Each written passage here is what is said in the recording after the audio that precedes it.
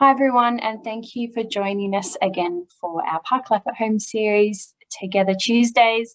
Today we are meeting with Ella, who owns Pony Club Gym. I'm really excited about this talk. Welcome, Ella. Before we get started, I would like to just quickly acknowledge the lands in which we're meeting on today and just encourage anyone listening to also acknowledge the land that you're listening or walking or podcasting from today. I'm on the lands of the Wurundjeri people of the Kulin Nation, and I've lived, worked and played on this land for over 10 years. So I would like to really acknowledge First Nations people or any Aboriginal people that might be listening or joining us today, and pay respects. All right, let's get started. Ella, thank you for joining us today for Together Tuesday. I'm a bit nervous to ask people, how are you today? But I'm good. Yeah. Brave. How are you going? I'm having a good day today, to be honest. I think, I'm finding a bit of a rhythm, which is nice. Yeah, I mean, talk about roller coasters. So many people I'm talking to, they're sort of like, man, number 6, lockdown 6 is the one that broke me. It's a bit of a daily kind of up and down. Is that how you're experiencing it? Yeah, I think it's a few things. I think, if you take out just the everyday stresses of financial worry and homeschooling and all of those concerns, I think,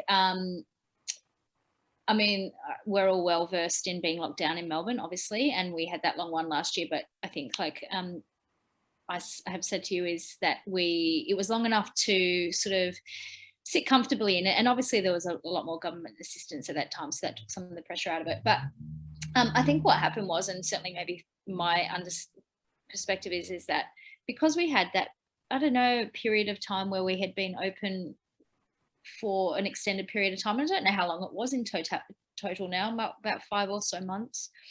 There was probably a certain level of hope that things would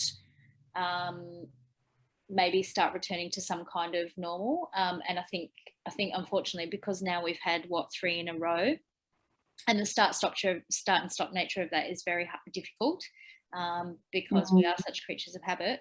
But also I think it's probably sucked a bit of that hope out of things maybe returning to normal in the way that we used to know it pre-COVID. So yeah, absolutely. I definitely resonate with that as well. We were back going to gyms, we were back seeing people, we were making plans, and even the last lockdown we're like, no worries, we can do this, we're in and out. And then we went, hang on, something's different.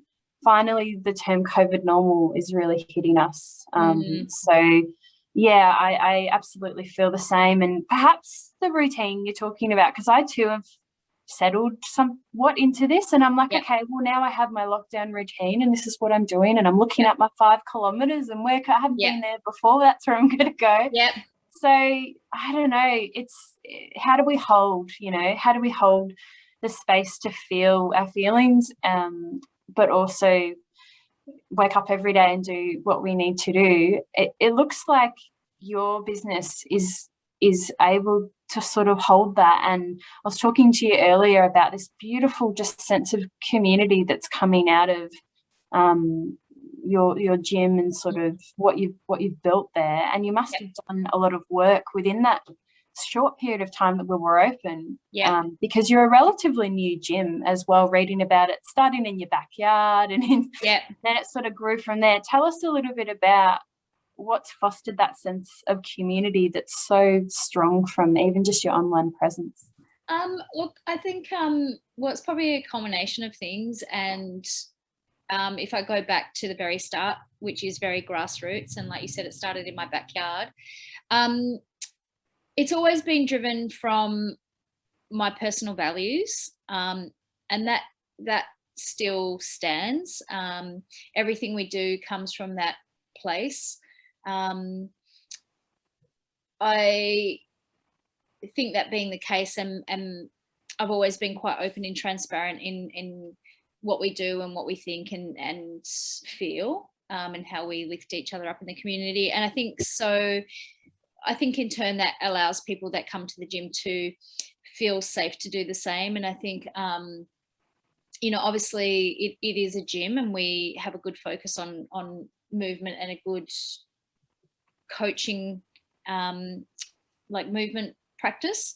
But also we have this whole other thing that happens, which is about community, community and community support, and that's always going to be the case, I think, with the space. We do a lot of community initiatives. It's really important to me that we do that.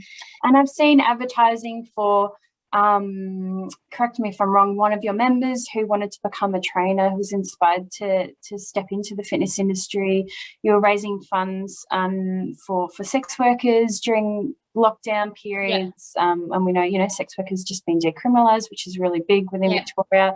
Do you think part of those advocacy drivers, do you think that adds to the culture of people turning up and feeling safe and coming along to these online classes? I have no doubt. And I just think as well, it's like, I've always sort of like, well, and I've spoken to a few people about this, is like, well, yeah, why can't a gym space, like any other space, be a space for, you know, those social practices, community-led focus,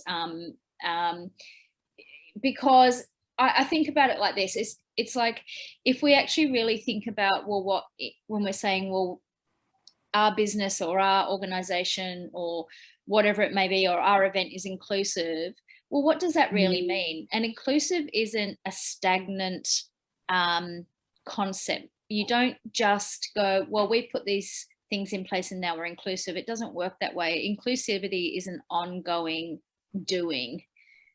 And that doesn't just stop at who can come into my doors. That continues with, well, who can we help who might not be coming into our doors, right? I absolutely love that. Inclusion is not a stagnant concept. 100%. We consult all the time with mainstream sport, and they're deeply rooted in being sports that were designed for men, and a lot of white men, a lot of white able-bodied men. And it's really about bringing people back to their story of origin, in my perspective, because that's why when we look at queer-led movement initiatives, and as you said, you know, any queer-led perhaps business initiative, it's story of origin. It's already starting here. It really is. Yeah, and I think it is important. I think, you know, I've worked I've got a background in government, working in government, and we unfortunately look at things like inclusion and diversity in these very bureaucratic, policy-driven ways. Life isn't like that. Life can't be captured on a piece of paper. You know, it isn't something you can just articulate and say, well, we'll tick these boxes and then that's it. And, you know, and you're so right. It is important. Like, my business and the gym isn't actually just queer community. I don't just have queer community that come, but I am a queer person. I'm a person of color. And I feel like from that point of view, more organizations and businesses and etc. that maybe are led from that point of, or that lens, are important in breaking some of those, like you say, patriarchal, cis, heteronormative, white kind of driven systems, which is why grassroots movements are so important, because they're stepping out of that system and saying, okay, well, that's not working for us and that actually works against us. So how do we build ourselves up? And I've always thought that is like, if we continue to wait for systems to change, nothing will happen. It just will not. They're not designed to. So absolutely. Yeah, I'm a very, very strong advocator of we do it ourselves. And also because if we do it ourselves, no one gets to dictate how it's done ultimately. Yeah. And there's something different. I just had a thought while you were speaking. I've also been in government in a few little inclusion roles where I felt like I'll deal with all the inclusion issues, and I was like, hang on a second, this feels a bit weird.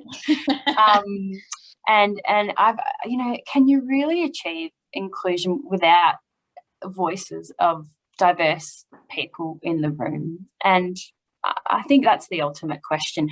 We work, you know, as I mentioned, with sports from the mainstream and then all the way to sports that are a bit more progressive and sort of non-mainstream and queer-led in their origin.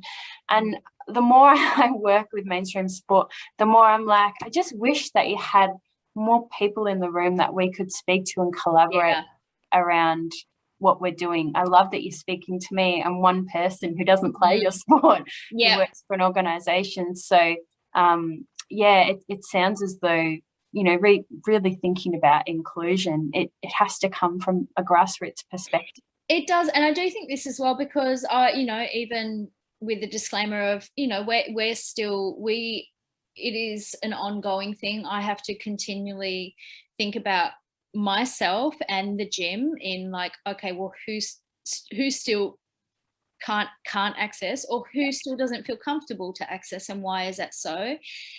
I often have gym owners or other trainers talk to me about, well, it might be a throwaway line like, yeah, well, we're inclusive, anyone's welcome here, but we don't really have any trans people train here, or whatever it might be. And I guess my question is, well, why not? Absolutely. Why not? I know I sat in on a Vichealth seminar a long time ago, and they were speaking about the This Girl Can campaign. And they were talking about the difference between active inclusion and passive inclusion. And we hear this a lot as well, that everyone's welcome, it doesn't matter who comes.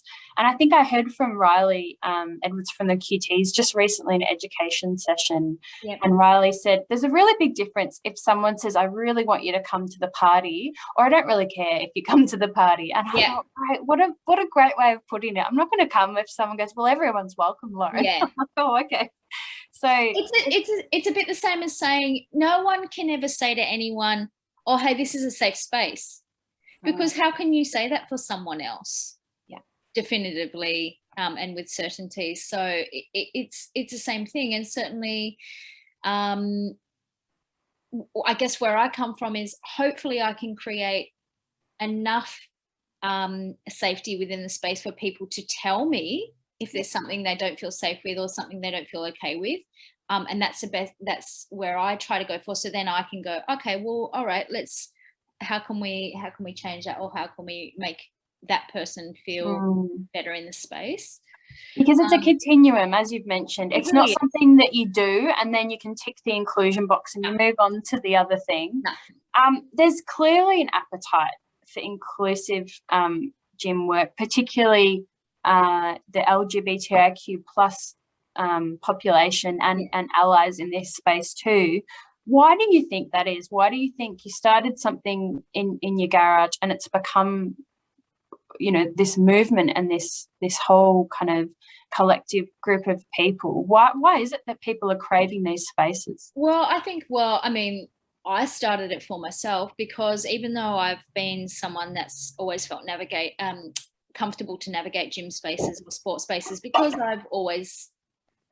I know, you know, I know what I'm doing when I go into the space. That being said, I've always encountered something that hasn't made me feel comfortable, or the space doesn't represent me at all. I've had some quite awful experiences, and I know a lot of people have, and that's not just for queer community.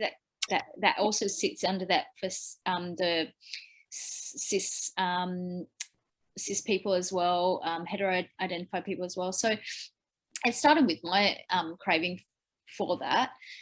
It is of no surprise to me that people are just yearning for it, because movement is so essential to our mental well-being and autonomy over our bodies, which especially within our communities, you know, often body autonomy is not a given. And so to have a space where you can do that, and that it feels representational and comfortable and safe and at a pace that is directed by you, I don't, like, it really is of no surprise at all. And I just really feel like this is the way things have to go within fitness spaces, gyms, but in sport as well, because I mean, I think as well, like I coach Olympic weightlifting, I compete in Olympic weightlifting. We've seen some of the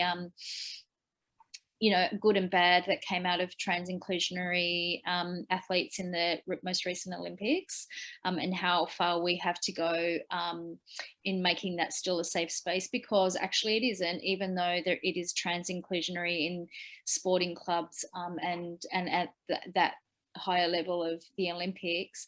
The what a person has to go through to just compete and divulge very personal information when they've probably already experienced a high degree of trauma around that, those things, it's not okay. It's not okay. So yeah.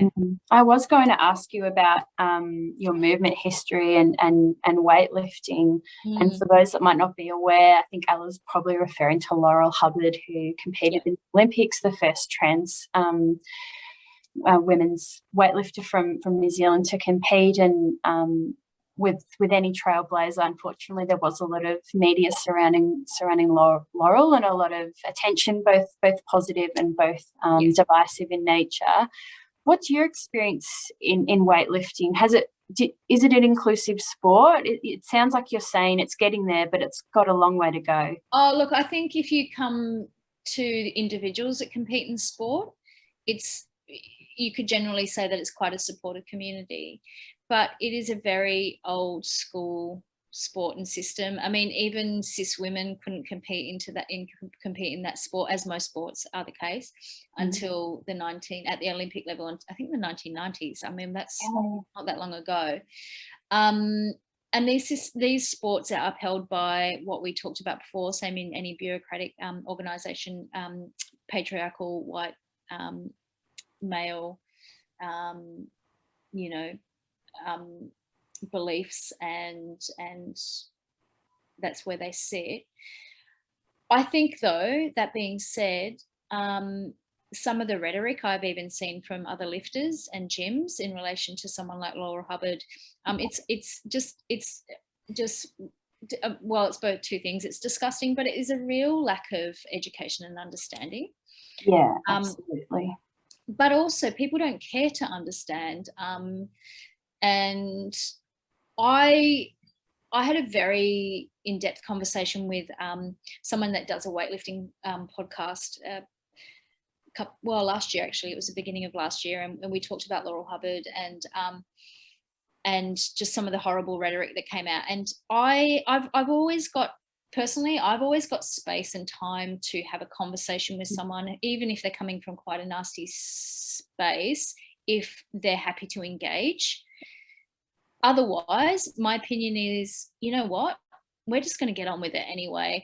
And it's unfortunate, and this is something that will still happen at some point, because I was looking, part of one of the things that we were going to do through the gym and start moving towards was looking at putting together a state-based and then hopefully a national-based non-gender segregated competition that would encompass both Olympic weightlifting and then general strength movements. So, and we were going to come from 2 points of view of non-gender segregated, but actually look at no weight categories either, because I see some problematic stuff that happens out of weight categories. Because how exciting to just go somewhere in an inclusive environment where and forgive me, I don't know much about weightlifting, but you go and you do a personal best, and you're a person who lifts something heavy and then puts it back down, and then people cheer. I'm into this. It's so interesting you should say that, because I really have started to, so a lot of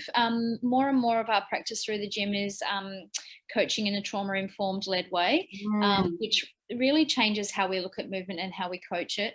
And I really have this thing around how wonderful would it be? We always have this sense of competition in sport as being against someone. Yes. So you're either against someone else or you're against another team, rather than going, well, this has been my personal best, or this is what I want to achieve.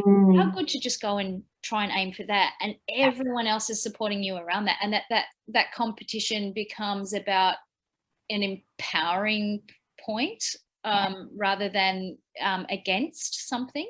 And I actually think the very small amount of weightlifting I have seen, I think this already sort of exists within the sporting structure, because you've got this group of people, they're watching you for your different, you know, you can start it this way, then you go to that way, then you go to that way. I love that I'm explaining weightlifting to you. But there's this group of people and they're sort of saying, I hope this person can lift that weight. And then, you know, you get a big cheer. And there's something said for sporting contexts where you have a group of people and their energy is cheering for this person to do the thing. So I'm signed up for this class. Like I can't wait till we can get that happening. And I just think it'll reframe, even like, I just like the idea of, I really like to, and it's something that does happen at Pony Club Gym, and I really like it, because obviously we just do normal, we've got strength conditioning classes, we've got stretching classes, and that anyone can come to, and then we've got Olympic weightlifting, which also anyone can come to. I really like this idea that people start feeling that anyone is an athlete, essentially, if you know, or anyone can do anything. Sports can feel quite exclusive. Even as a smaller or younger people, you know, we have this, you hear it, you say, oh, that kid's very sporty, and it's like, well, what does that mean? What does that mean? Absolutely. And looking at any sporting club, carnival, and you know, they're all, as you mentioned, very competitively divided. There's a winner, there's first place, there's second place, there's participation, or what, you know. But I think you're right. We need to focus on movement for joy, and how amazing that you get to move your body in this way and that might feel good, and I'm going to move my body in this way that might feel good. That's right. And to train that at a young age, it just really makes my heart swell. Well, I think young people do it naturally. I think kids do it naturally because they play, and we unfortunately don't play as adults, which I actually think is massively important, and it's part of, I think it's important even for me in coaching. It's like there needs to be equal parts play. And yes, we coach certain things, but it's just one way of moving. Like you say, there's many different ways to move that resonate with individuals. We just do it this particular way. But movement, where like, we process through movement as human beings. It's so essential to feeling okay in ourselves, both from a mental health perspective and a physical perspective. And then obviously then there's all the other practical stuff, which I always say to people is like, I just want to get myself off my own toilet when I'm 70 and 80. Yes. Also, get in and out of the couch. That's right. Totally. So that's kind of important too. It is, isn't it, Ella? I know that we could definitely talk for hours about all of these themes and concepts. I'm sure many people listening are like me, and they're ready to sign up to absolutely everything on offer. Tell us, what can people do to join the movement during lockdown? How can they support you? How can they donate? Tell us about what you've got going on at the moment. We've got community classes that are running every day except for Fridays. And there are various times of the day, so people can look at the times on my Insta page. They're in the stories, and I tend to post them each day anyway in my stories around what time they're on, and people can just access it through a Zoom link in our Instagram bio. It's by donation only. You can donate if you want to, you don't have to. The point of doing these is just to keep people moving and connected. And making sure that anyone can jump on at any given time. Also, that being said, I often put in my stories different people in the community that might actually need support. So I'll always say, please direct money that way if you can. But yeah, they're every day except Friday. There's myself and Claire, who coaches at the gym, and Lucia, who coaches at the gym, who all have, we all have 20 years of experience in movement between us. and a variety of backgrounds. And also it's for any level. People often say, I've never done anything before, can I join? Absolutely.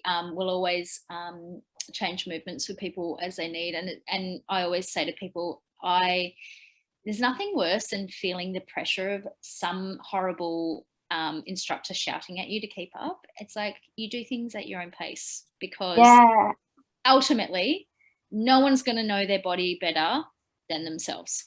Absolutely. Even and with 20 years knowledge. Yeah, even people with 20 years knowledge. I can attest, I have lived in my body for 32 years and I know it very well. Sometimes I don't know it very well and limbs fly wherever they want to. I did one of the classes last night. I did one of the classes this morning. I can absolutely attest to that. There was lots of options with what to do, when to rest. I got comments about my cute cat walking in front of the screen. So I felt very welcome and friendly, and I found that I could find a little PayPal link and add a donation. So Ella, thank you so much for joining us today. You're so welcome.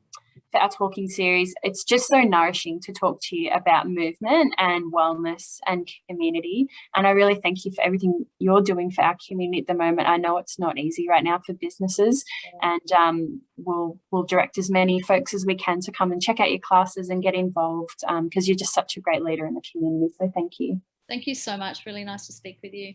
You too. We'll see you in a class. Yes, absolutely. I can't wait. Thanks everyone for joining us today for our Tuesday together. Hopefully you've had a little stroll and plugged us in, or you've watched us and, I don't know, done some jogging or whatever's good for your body today. And we'll be back next week with a new Together Tuesday. Perfect.